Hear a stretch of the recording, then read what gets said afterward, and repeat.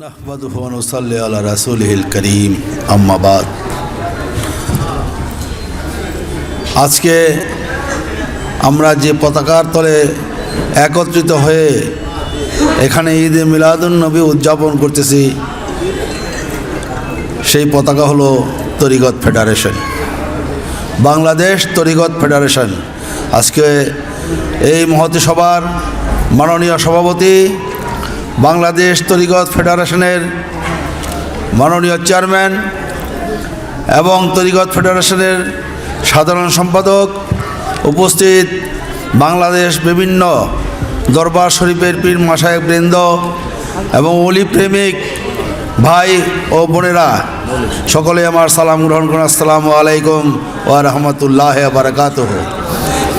আমি বক্তব্য দিতে জানি না, দু একটা কথা বলার জন্য দাঁড়িয়েছি, সময় অত্যন্ত কম। আমরা মাননীয় চেয়ারম্যান সাহেবের কথা শুনব। আজকে যার শুভ জন্মদিনে এই পবিত্র ঈদে মিলাদুন নবী উদযাপন করতেছি, তিনি কে? যাকে সৃষ্টি না করলে আল্লাহ পাক কিছুই সৃষ্টি করতেন না। সমস্ত কিছু সৃষ্টি রহস্যের আগে আল্লাহ পাক প্রথম যাকে সৃষ্টি করেছিলেন, যিনি বান্দাদের জন্য, এই বিশ্বের জন্য যাকে রহমাতুল লিল আলামিন বলে করে পাঠিয়েছিলেন, এবং যিনি খাতামুন নবী,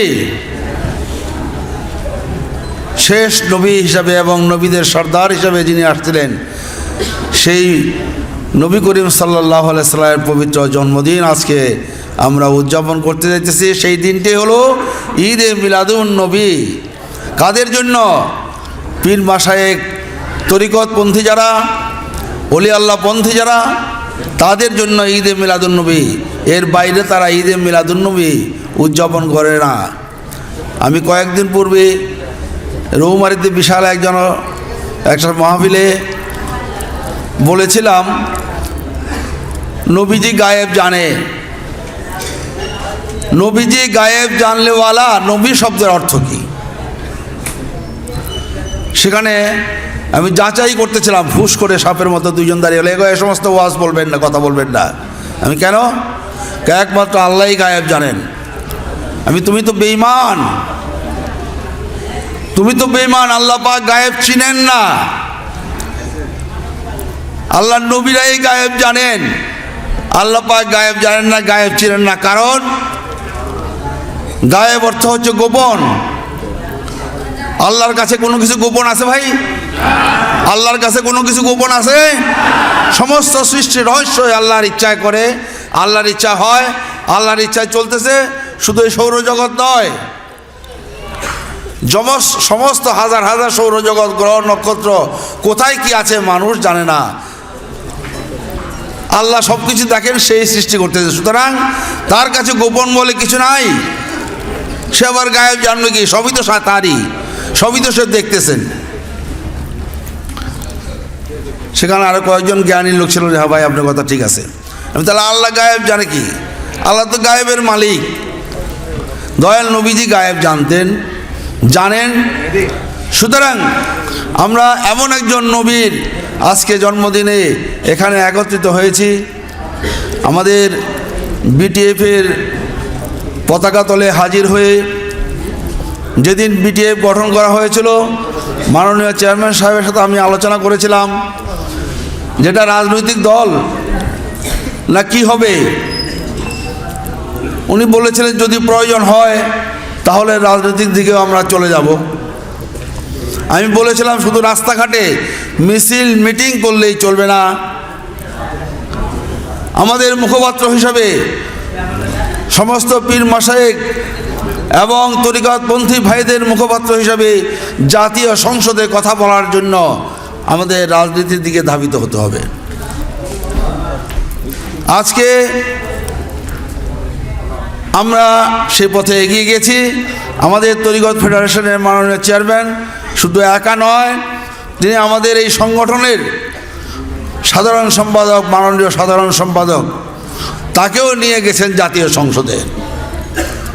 আল্লাহর দরবারে হাজার শুকরিয়া। উনি আজকে পীর মাশায়েখদের কথা, আল্লাহর ওলিদের কথা, সুফিজমের কথা জাতীয় সংসদে দাঁড়িয়ে বলেন। কয়েকদিন পূর্বে উনি মোনাজাত পরিচালনা করেছেন। আমার মনটা অত্যন্ত আনন্দে ভরে গিয়েছিল যে আজকে তরিকত ফেডারেশনের সভাপতি এই জাতীয় সংসদে, মহান জাতীয় সংসদে মোনাজাত করতেছেন। আগামী দিনে সে আরও বেশি বেশি করে সদস্য নিয়ে এই সংসদে দাঁড়িয়ে বিভিন্ন প্রস্তাব পাশ করবেন।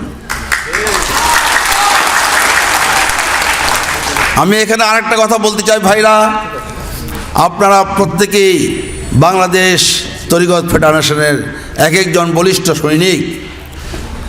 এখান থেকে আমরা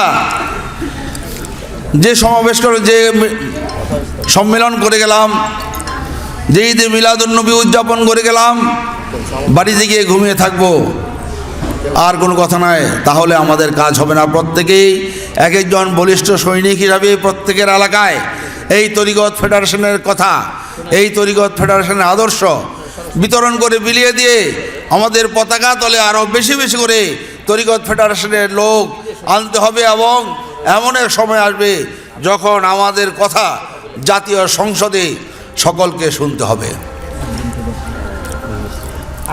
ইতিমধ্যে আমরা অনেক দূর এগিয়েছি। আমি বাংলাদেশের পীর মাশায়েখদের ভাইদেরকে অনুরোধ করব, আমরা অনেকে আরাম আয়েশে চলে গেছি। বর্তমান বিভিন্ন দরবারের পীর মাশায়েখরা আরাম আয়েশের দিকে চলে গেছেন, এদিকে কোনো খেয়াল নাই। সময় খুব কঠিন আসতেছে, কঠিন সময় উত্তীর্ণ হইতেছে। সুতরাং এই আরাম আয়েশ ত্যাগ করে, হিংসা বিদ্বেষ অহংকার ত্যাগ করে আসুন আমরা এই তরিকত ফেডারেশনকে আরও বেশি বেশি করে শক্তিশালী করি। হিংসার কোনো অবকাশ নাই। আমরা অনেক দরবার শরীফ পীর মাশায়েখরা সময় দিতে পারি না, বিভিন্ন কাজে আমরা নিয়োজিত থাকি। আরাম আয়েশের দিকে আমাদের খেয়াল, কিন্তু আমাদের বর্তমান চেয়ারম্যান সাহেব উনি যে পরিশ্রম করতেছেন, উনি যে সময় দিতেছেন, এমন একজন লোক যে আমরা পেয়েছি, এটাই আমরা অহংকার, আমাদের গৌরব। আমরা চাই তার নেতৃত্বে এই সমস্ত তরিকত জগতের ভাইরা আরও এগিয়ে গিয়ে সারা বাংলায় আমরা সেই তরিকতের পুনর্জাগরণ, পুনরুত্থান দেখতে চাই। আমরা শুধু মুসলমান বললে চলবে না, আমরা হুসাইনিয়া মুসলমান। ইসলাম 72 মাযহাব 73 ফিরকা ভাগ হয়ে গেছে। আহলে সুন্নাতুল জামাত, রাফিজিয়া, খারিজিয়া, কাদিরিয়া, জাবারিয়া, মুরাজিয়া, জামিয়া, এমনিভাবে ইসলাম বিভিন্ন ভাগে ভাগ হয়ে গেছে। কিন্তু ওলি আল্লাহ পন্থীদের ইসলাম, হুসাইনের ইসলাম হচ্ছে সঠিক ইসলাম। আমার দয়াল নবীজি বলেছেন, একমাত্র একটি দলই শেষ জামানায় জান্নাতবাসী হবে, সে হলো আহলে সুন্নাতুল জামাতের অধিবেশন। যারা যারা আহলে সুন্নাতুল জামাতের পতাকা তলে যারা থাকবে, তারাই সেই দল। আজকে যদি হযরত বাবা শাহজালাল এই বাংলায় ইসলাম প্রচার না করতেন, আপনি আমি মুসলমান হইতাম কিনা জানি না। আজকে যদি হযরত খাজা বাবা পাক ভারতে ইসলাম প্রচার না করতেন, পাক ভারতে 70 কোটি মুসলমান হইতো কিনা জানি না। সুতরাং আল্লাহর ওলিরাই সঠিক ইসলামের সন্ধান দিয়েছেন। কিন্তু ওই যে আজিদপন্থী মুসলমান যারা, তারা আস্তে আস্তে পাখা গজাইতে গজাইতে অনেক বিস্তার লাভ করেছে। মিলাদকে তারা বেদাত বলতেছে। সুতরাং আপনি আমি আরও বেশি বেশি করে এই মনোযোগ দিতে হবে তরিকত ফেডারেশনের দিকে। আমরা এই তরিকত ফেডারেশনকে আরও এগিয়ে নিয়ে যেতে চেষ্টা করতে হবে। আসুন সবাই মিলে আমরা হাতে হাত কাঁধে কাঁধ রেখে কাজ করে যাই, যাতে এই বাংলায় তরিকত ফেডারেশনের একটা বিশাল ভূমিকা থাকে। আমি এই বলে আমি আমার কথা শেষ করব। আসসালামু আলাইকুম ওয়া রাহমাতুল্লাহি ওয়া বারাকাতুহু।